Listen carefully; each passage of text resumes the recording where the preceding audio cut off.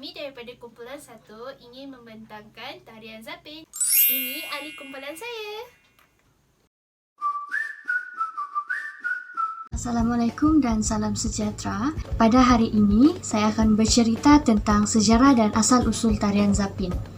Tarian Zapin ini adalah berasal daripada perkataan Arab, iaitu zafan yang mempunyai erti pergerakan kaki cepat mengikut rentak pukulan. Tarian Zapin ini dibawa oleh mubalik dan pedagang-pedagang dari Timur Tengah yang datang dari tanah Arab dan Parsi pada sekitar abad ke-16. Di dalam dialek Yaman, ia dikenali sebagai zafana. Pada permulaan, hanya golongan lelaki yang menyertai tarian Zapin ini. Tapi kini ia telah dimodifikasi dengan penyertaan golongan wanita. Tarian Zapin juga terkenal di Indonesia, iaitu di sekitar kawasan Sambas dan Riau. Dialek orang Brunei Zapin lebih dikenali dengan sebutan Jipin, dan tarian Zapin ini terbahagi kepada dua, iaitu Zapin Laila Sembah dan Zapin Tar. Tarian ini juga kadang-kadang ditarikan secara berlagu atau berzikir di Brunei, ataupun berzikir berselawat ke atas Nabi. Di Johor, Zapin yang dikenali dalam dua bentuk, iaitu Zapin Melayu dan Zapin Arab. Kedua-dua genre Zapin ini berasal dari satu kesenian masyarakat Arab yang dibawa dari Hadramaut. Di Johor, tarian Zapin yang sudah diterima sebagai seni yang berunsur Islam yang berfungsi sebagai hiburan sama ada pada acara-acara sekuler maupun acara sambutan hari-hari kebesaran. Pada zaman dahulu, kesenian Zapin Melayu bukan hanya dipersembahkan di halaman atau di anjung rumah, ianya juga di persekitaran masjid ataupun surau untuk menyambut kelahiran Nabi Muhammad SAW dan yang lain-lain. Selamat sejahtera semua. Saya akan membentangkan tentang pakaian tarian tradisional bagi Zapin untuk penari wanita dan penari lelaki. Sebelum itu, saya akan memperkenalkan diri saya. Nama saya Pavitra Anuprapa Murthy dan nombor matrik saya ialah A19A0787. Sesungguh pun, Zapin mempunyai pengaruh Arab Parsi, tetapi dari segi pakaian, penari-penari memakai pakaian Melayu selengkapnya. Sedikit video pendek bagi pakaian Zapin lelaki dan wanita.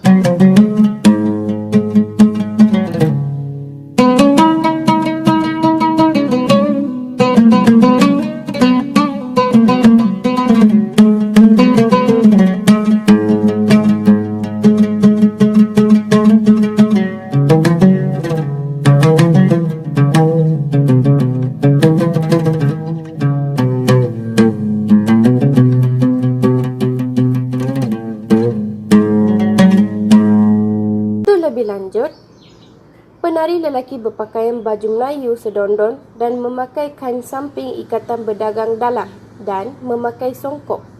Pakaian bagi penari wanita pula ialah baju kurung teluk belangai yang bercorak atau kosong yang dipadankan dengan kain songket corak tapak catur atau bunga penuh. Selain itu, kelengkapan lain yang digunakan juga ialah kain songket diikat berdagang luar dan diperkemas dengan bengkong atau tali pinggang. Aksesori lain yang dipakai ialah rantai atau duku, subang dan perhiasan kepala cucuk sanggul serta bunga-bunga kecil. Okey, hari ini saya akan menerangkan tentang alat muzik yang digunakan dalam tarian Zapin. Alat muzik utama yang digunakan bagi mengiringi tarian Zapin ialah gambus, rebana, gendang dan marakas. Petikan gambus untuk membawakan lagu, sementara rentak gendang atau rebana menentukan rentak dan pecahan tari. Antara lagu Zapin ialah Lancang Kuning, Zapin Asli, Gendang, Rebana dan lain-lain. Alat muzik Melayu, gambus, sejenis alat muzik tradisi dari Timur Tengah. Ia mempunyai 12 tali tangsi dan dipetik seperti bermain gitar. Alat muzik ini digunakan dalam permainan ghazal atau tarian zapin untuk mengiringi nyanyian. Manakala rebab pada awalnya digunakan di dalam masyarakat Melayu sebagai alat perubatan tradisi yang disebut main peteri.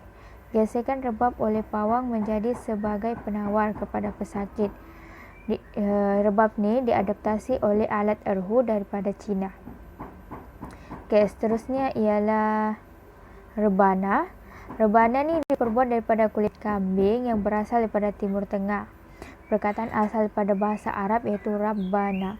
Ia sering digunakan dalam ensembli muzik sinkretik seperti dondang sayang, joget, inang, masri dan zapin. Manakala marakas.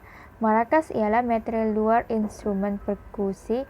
Ini diperbuat daripada labu kering atau kulit kering yang dijahit dan juga bisa dibuat dari kayu, jerami, kelapa, plastik dan sejenis buah squash yang diisi dengan bijian-bijian dari tumbuhan-tumbuhan atau bahan yang dapat berenosasi dengan labu kering.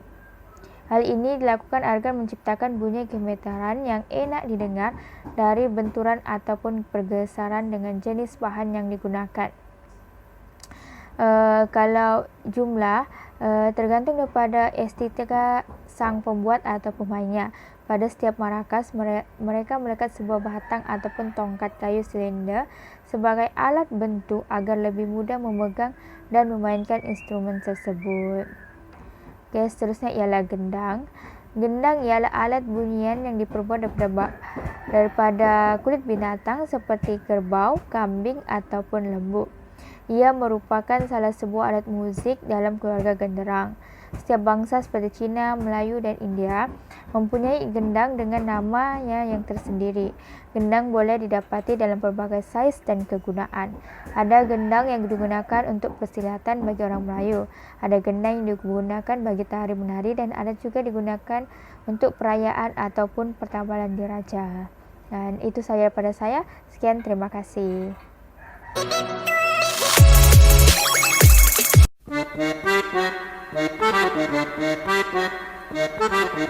you.